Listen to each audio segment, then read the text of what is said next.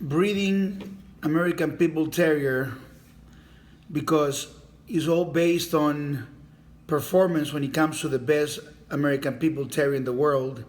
It's not just like having two dogs just having sex and because of the size of their heads or because of their pedigree or whatever the case might be. That's what most dummies do, and that's what most just, regular breeders do. But the great ones, they look for performance, and when they are creating a family of dogs, they look at something deeper. They look at something is like a miner, and I like to say like a miner because this is a vein right here, a vein of gold in the rock. Now this rock is part of a mountain that doesn't have gold. And you got to think of the mountain as the whole breed in general. But the greatest dogs will be only on this vein right here. And sometimes breeders take a little bit of the vein and they mix it with the rock, and they get sometimes okay dogs and dogs that are all right, but they don't get consistency, because the great consistency on high performance is always on the vein right here. And in the modern dogs, because I'm an observer and I'm an analytical person with a lot of passion, I look back in the greatest dogs, which are the only ones that are influential, and you look at the sample of one of the greatest of all times that was not maximized because he had a good man behind him, but he didn't have a great man in David Tan, and he was Grand Champion Yellow. And you can tell that, Yellow got this, he came from this vein that originally was created by the formation of Yellow John, his father. Yellow John was a magnificent dog, was bred just a few times, and it was a tremendous producer. This is called a cluster of genetics. And basically is when the cluster happens, great things happen like this here. And so it happens that once Yellow John was bred to a normal female, nothing like extraordinary as Miss Jackal, because that family died all by itself. Basically, what he did, he created something very special. The leader of Grand Champion Yellow, which, Grand Champion Yellow, Grand Champion JR, and Champion Sassy came out of that breeding. So that combination of that cluster made these great dogs. And that cluster, basically what he did is, he went on and got bred to different lines and created. So when he got crossed by the genius of Hollingsworth and took his female, which is Hollingsworth dog, was basically Pat Patrick dogs, Tombstone and Bolio, and he bred into the Rebel Jackal. He exploded, but he died at that moment. It wasn't much that he could do. He was an older man and he was sick and stuff, and so his greatest creation, Grand Champion Mayday, was dead on the line. And we were fortunate enough to have Mr. Victor Akart get Dolly and get Yellow. But to prove the point, Dolly got bred to a lot of different, or to a few Rebel Jackal dogs, such as the father of Little John. And he produced a line like Little John, but he's not as strong as the Mayday bloodline. And so when he got bred into, let's say, Tans Dudley, which is a Rebel Jackal dog, the dogs were like gamey at best. That's it, gamey at best. But the vein, it was just like taking a little bit of piece of gold and putting in something else, and it's okay, but it's not great like this here. And then the vein was right on Mayday. And when Mayday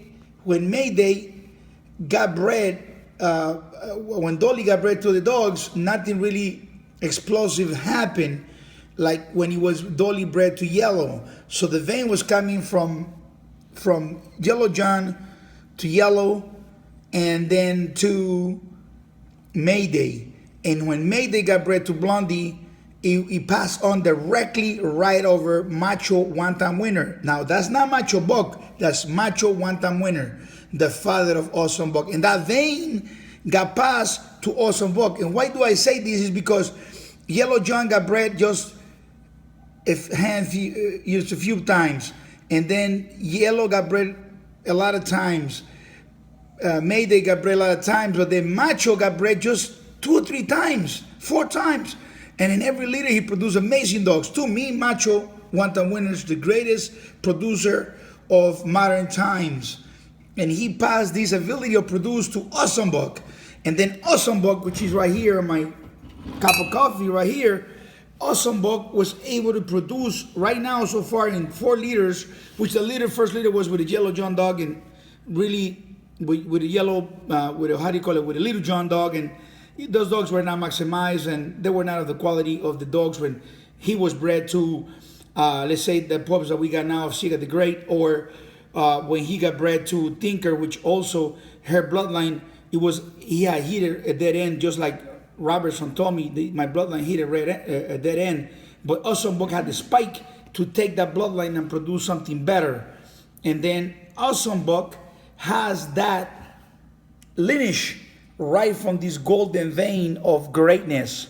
So every time you take a great dog from here and you mix it with some other stuff you have, then you go away from the vein. So to follow what I used to call the witty witty and the boogie boogie, which is this right here, you gotta know a little different things about breedings and the concept. What's wrong right now with the breed is everyone think is a genius, and they're breeding dogs for 30, 40 years, and just a few guys, just a very few guys have good dogs, and once in a while a great dog. But the greats, they don't get them all the time.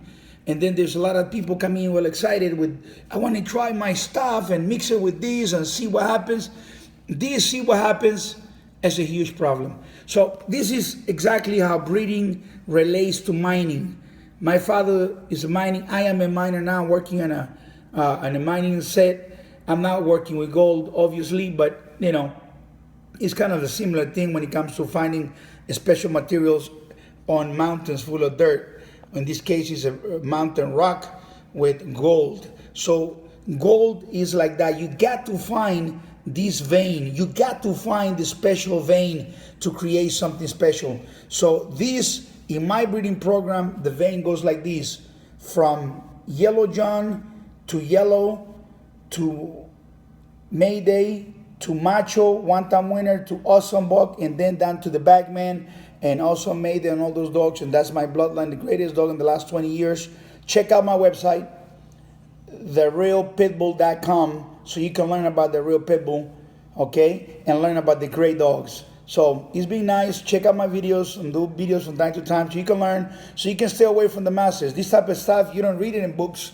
You don't find it in magazines. They don't know. I mean, how would they know the magazines? You know, the editors don't know these things. They're not breeders, and the majority of them, they're not even dogmen. So, and if they dogmen, they are at some level that doesn't qualify to understand breedings and that sort of stuff. But I just took you right now on a trip that'll make you think about breeding and putting you in a step where you can understand the breed and the breeding secrets of the greats. Now, to get to here, you still got to be a miner. You still got to invest. You still got to go forward and find the gold. I found it. It took me a lot of money, a lot of work to find it. And that's why the product that I produce today is coming from this vein of great dogs, the Awesome Buck dogs, the Chico Lopez dogs, the great dogs of today and modern times, the Bagman, Mechanic Buck, Awesome Mayday, Awesome Running, just the very best of the best. So this is just something, I mean, people are going to look at this and going to be like, wow, I didn't understand, or I could imagine, or I heard this or whatever. But you listening to this, and if you're making a change in your style of approaching the breed right now, is because you listen to my video, listen to my voice, and it's taking you into a new path. And every time you look at this video, every time you think about this video, you're actually going forward and saying, wow, gee, you know, I learned this with Chico Lopez, and now I can find the reason why his dogs are the greatest dogs in the last 20 years or so. So, Godspeeds, do great for the dog, do great for the breed, love your dogs, love your family, love the real American Pitbull Terrier. If he's not the best, just get rid of it, sell it. Best thing, if you can neuter it and just give it away, you know. But I wouldn't like to hang around here, around this area right here. I can't. I'm not the type of guy that hangs around, you know, around these areas. You know, I'm not. In other words, if I gotta be around here or around here, I'm not happy. I'm only happy when I'm here. I don't know about you, but I want to be here. That's why the realpitbull.com is the source of the greatest dogs in the last 20 years. There's a lot of people that claim to be the source of something, but the one thing they're not is the source of the greatest dogs in the last 20 years. I am the greatest source of the last 20 years. I've been around the world with 56 cities showing my dogs and doing the great things that make great dogmen even greater. God bless, and I'll see you soon.